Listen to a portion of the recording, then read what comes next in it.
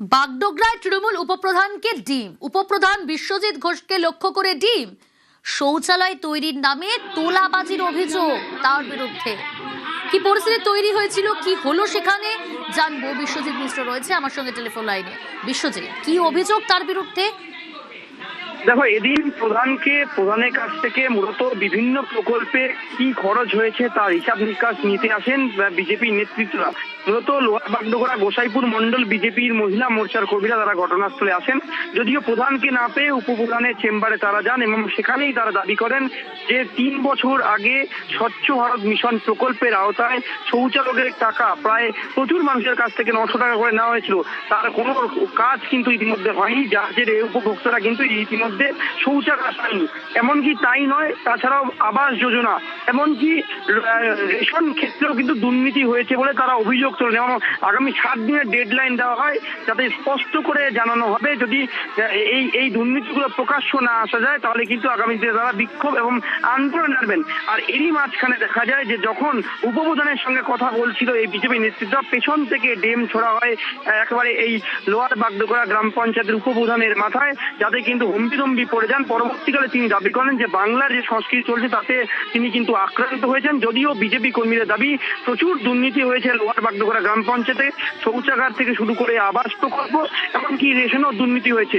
অন্নপূর্ণা ভান্ডারের প্রচুর ফর্ম কিন্তু ইতিমধ্যে ফেলে রাখা হয়েছে এই লোহার বাগডোগরা জিপিতে, জানিয়ে কার্যত কিন্তু ক্ষোভ প্রকাশ করা হয়। এবং গোটা ঘটনায় আগামী 7 দিনের ডেডলাইন দিয়েছে বিজেপি নেতৃত্ব। স্বচ্ছভাবে কি কি কাজ হয়েছে, কোন কোন খাতে কত টাকা খরচ হয়েছে তার হিসাব দিতে হবে। তা না হলে কিন্তু আগামী দিনের ফের বৃহত্তর আন্দোলনে নামবে বিজেপি নেতৃত্ব। যদিও উপপ্রধানের দাবি এর আগে তারা হিসাব দিয়েছে এবং বিজেপি নেতৃত্বের দাবি কোনোভাবে হিসাব মিলছে না। যদি না মেলে তাহলে কিন্তু বড়সড় আন্দোলনে নামবে তারা। আর ইতিমধ্যে ডিম ছোড়াকে কেন্দ্র করে ফের কিন্তু ক্ষোভ প্রকাশ দেখা যায় এই বিজেপি নেতৃত্বের মধ্যে। বেশ বিশ্বজিৎ।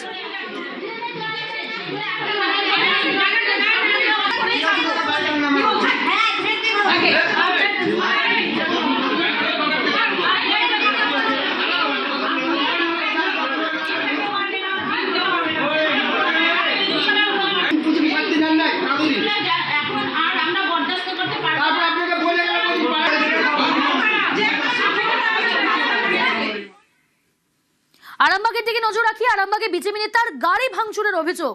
পুরসুরার জেলেপাড়ায় বাড়ির সামনে গাড়ি দাঁড় করানো ছিল, আর গত রাতে সেই গাড়ি ভাঙচুরের অভিযোগ বিজেপির আরামবাগ সাংগঠনিক জেলা সভাপতি সুশান্ত বেরার। শুভদীপ রয়েছে আমার সঙ্গে। শুভদীপ, কারা গাড়ি ভাঙচুর করলো?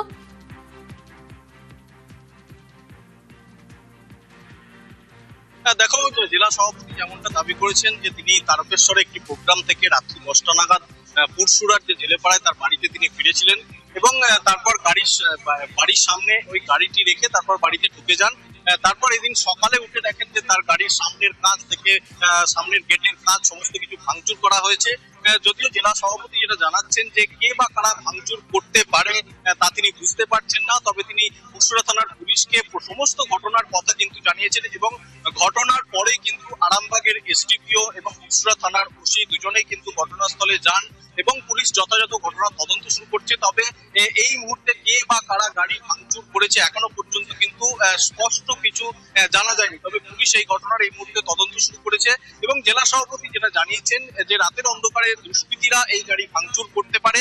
তবে তিনি দাবি করছেন যে ঘটনার সম্পূর্ণ তদন্ত এবং দোষীদের অবশ্যই শাস্তি দিতে হবে, সেই মতোই তিনি প্রশাসনকে কিন্তু অনুরোধ জানিয়েছেন। প্রিয়াঙ্কা, বেশ।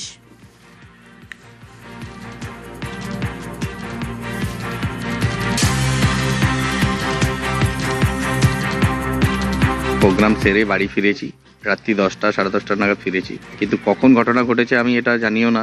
সকালবেলা ঘুম থেকে উঠে পাড়া প্রতিবেশী দেখেছে, তারপর আমিও দেখতে পেয়েছি যে গাড়িটা রেলের যে টনচিপ থাকে সেই টনচিপ নিয়ে এসে গাড়িটাকে ক্ষতবিক্ষত করেছে। তো মহিলা মোর্চার ঘোষণার সাথে এর কি সম্পর্ক আছে আমার জানা নেই, কিন্তু গাড়ি যারা ভেঙেছে তাদের উপযুক্ত যাতে শাস্তি পায় সেই জন্য আইনি লড়াই লড়তে হবে এবং আমরা বলেছি প্রশাসনকে অবিলম্বে যারা কাজটা করেছেন তাদেরকে যেন ধরে উপযুক্ত শাস্তি দেওয়া হয়। খানাকুলে ভাঙলো বাঁশের সাঁকো, বৃষ্টি এবং কচুরিপানার ঠেলায় ভাঙলো সাঁকো। হুগলি থেকে মেদিনীপুর যাওয়ার সাঁকো, আর সেই সাঁকোই ভেঙে পড়ল। ঘটনাস্থলে খানাকুলের বিধায়ক সুশান্ত ঘোষ। শুভদীপ রয়েছে আমার সঙ্গে। শুভদীপ, কি বললেন তিনি? অর্থাৎ বিধায়ক গেলেন পরিদর্শনে, এবং একই সঙ্গে জানতে চাইবো যাতায়াতের বিকল্প কি ব্যবস্থা করা হলো।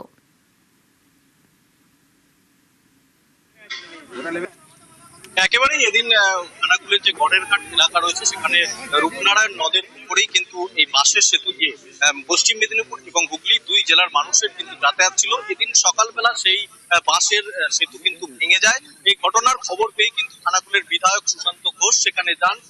বহু মানুষ কিন্তু দুই পাড়ের মানুষ এই দিক দিয়ে যাতায়াত করে, সেই কারণে অতি সত্বর যাতে নৌকার মাধ্যমে এই মুহূর্তে যাতায়াত সম্ভব হয় সেই নিয়ে কিন্তু খানাকুলের বিধায়ক সুশান্ত ঘোষ তিনি আশ্বস্ত করেছেন দুই এলাকার মানুষকেই, এবং প্রশাসনের আধিকারিকরাও সেখানে যান এবং যত তাড়াতাড়ি দ্রুত সম্ভব এই যে নদীর উপর নৌকা চলাচলের মাধ্যমে যাতে ফেরি সার্ভিস দ্রুত চালু করা যায় সেই বিষয়ে কিন্তু প্রশাসন তৎপর রয়েছে। এবং খানাকুলের বিধায়ক জানিয়েছেন যে তিনি এই নিয়ে কিন্তু মাননীয় মুখ্যমন্ত্রীকে জানিয়েছেন যাতে এর স্থায়ী সমাধান হয়। কারণ তুমি জানো খানাকুল যথেষ্ট বন্যা প্রবণ এরিয়া, এই বহু এই নদ নদী দিয়ে ঘেরা এই খানাকুল ভৌগোলিক অবস্থানের কারণেই কিন্তু বর্ষাকালে বন্যার কবলে পড়ে খানাকুলের মানুষ। সেই কারণে যাতে স্থায়ী সমাধান হয় সেই বিষয়ে কিন্তু বিধায়ক বিধানসভায় সরব হবেন এটুকুও জানিয়েছেন।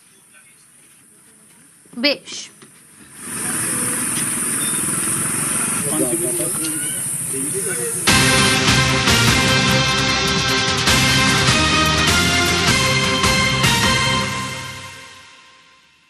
সোনাবাজার চক্রের পর্দা ফাঁস। আপনাদের জানিয়ে রাখবো, সীমান্তে 34 কোটির সোনা উদ্ধার। ভারত বাংলাদেশ সীমান্তে গ্রেফতার করা হয়েছে 7 জনকে। সীমান্তে সোনা পাচার চক্রের পর্দা ফাঁস, গ্রেফতার 7। আরো এই বিষয়ে বিস্তারিত জানবো, অমিত রয়েছে আমার সঙ্গে। অমিত, কিভাবে জালে 7 জন এবং এই চক্রের পর্দাফাঁস হলো কিভাবে? অর্থাৎ ডিরেক্টর অফ রেভিনিউ ইন্টেলিজেন্সের তরফে তারা কৃষ্ণনগর থেকে চাকদা আসা যে রাস্তা, সেই রাস্তাতে তারা দফায় দফায় তারা অভিযান চালায় এবং অভিযান চালিয়ে 7 জনকে তারা প্রথমে ডিটেইন করেন, কারণ তাদের মনে হয়েছিল 7 জনের কাছে সোনা রয়েছে। এবং যেটা জানা যাচ্ছে প্রায় 24 কেজি সোনা উদ্ধার হয়েছে, যার বাজার মূল্য ডিআরআই সূত্রে যেটা জানা যাচ্ছে যে প্রায় 34 কোটি টাকা। এবং 180টি সোনার বার তাদের কাছে পাবে, সবগুলো বিদেশি সোনার বার এমনটাকে দাবি করা হচ্ছে ডিআরআই এর তরফে। 7 জনের কোমরের বেল্টে সুকৌশলে সেগুলো লুকোনো অবস্থাতে ছিল এবং তারা বাইকে করে তারা সোনাগুলি নিয়ে যাচ্ছিল। ডিআরআই সূত্রে যেটা দাবি করা হচ্ছে এগুলি বাংলাদেশ থেকে কোনোভাবে আমাদের দেশে ঢুকেছে এবং অন্যত্র পাচার করার উদ্দেশ্যে কৃষ্ণনগর থেকে চাকদা হয়ে সেগুলো অন্যত্র পাচার করার উদ্দেশ্যে নিয়ে যাওয়া হচ্ছিল। এবং তারা যে 7 জনকে সন্দেহভাজনকে তারা প্রথমে ডিটেইন করেন, তাদের তল্লাশি চালানো হয় এবং তাদের কাছ থেকে এই সোনার বারগুলো উদ্ধার করা হয়েছে। আমরা ডিআরআই সূত্রে খবর ইতিমধ্যে তাকে গ্রেপ্তার করা হয়েছে এবং সমস্ত সোনা অর্থাৎ 34 কোটি টাকার প্রায় 24 কেজি সোনার বার সেগুলো বাজেয়াপ্ত করা হয়েছে। বেশ,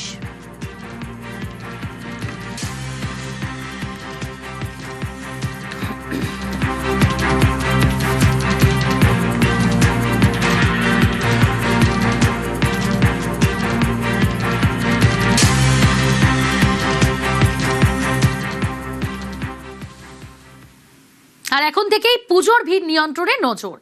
আগে ভাগে সব থানাকে ব্লুপ্রিন্ট তৈরির নির্দেশ, অর্থাৎ পুলিশ প্রশাসন সতর্ক। এখন থেকেই পুজোর ভিড় নিয়ন্ত্রণে নজর রাখার নির্দেশ সিপির। রৌনক রয়েছে আমার সঙ্গে, তবে তার আগে আরো একবার জানাবো, এখন থেকেই পুজোর ভিড় নিয়ন্ত্রণে নজর। আগে ভাগে সব থানাকে ব্লুপ্রিন্ট তৈরির নির্দেশ। দুর্গাপুজোর রথের প্রস্তুতি বৈঠকে কলকাতার সিপি, ওসিডিসিদের সঙ্গে ভার্চুয়াল বৈঠকে সিপি অজয় নন্দা। সম্ভাব্য ভিড়ের হিসেব করে ব্লুপ্রিন্ট তৈরির নির্দেশ, রথের রুট ম্যাপিং এরও প্রস্তুতির নির্দেশ সিপির।